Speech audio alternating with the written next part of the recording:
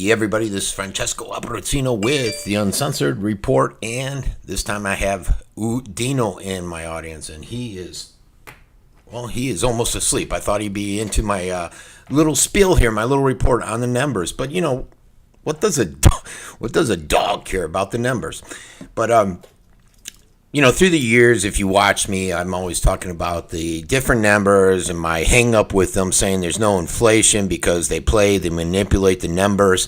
And I could go into Publix, and I know very well that there is inflation. You can go shop anywhere. You know there is inflation.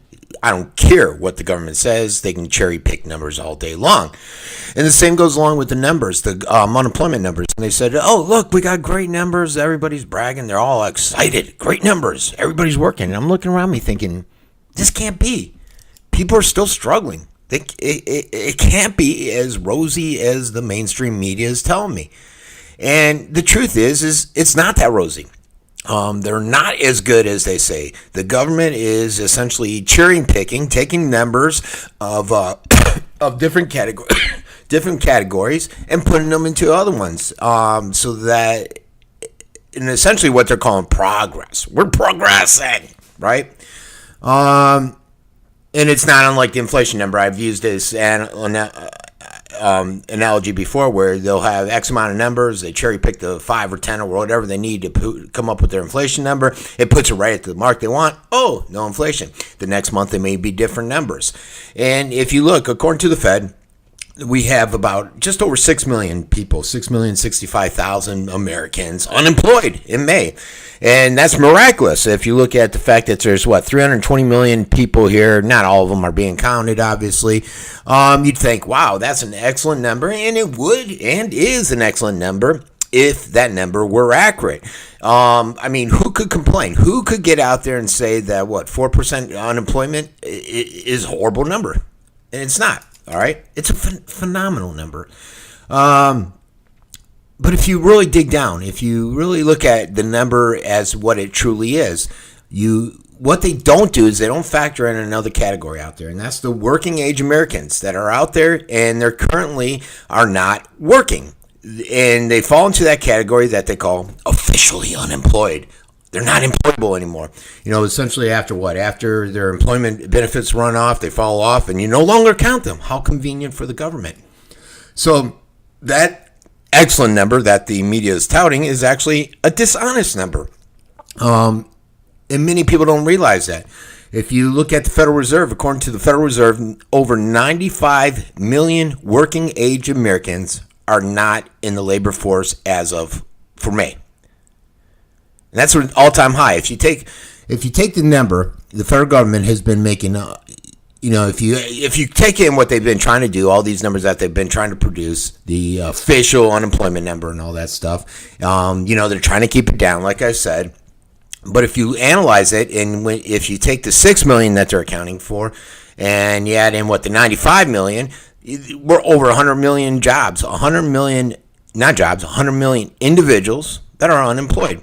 And that's not even factoring in the fact that a lot of the jobs that are being filled are not of higher paying jobs. It's a concerning situation. 102, think that number, folks. I think it comes somewhere around 102 million working age Americans are not employed.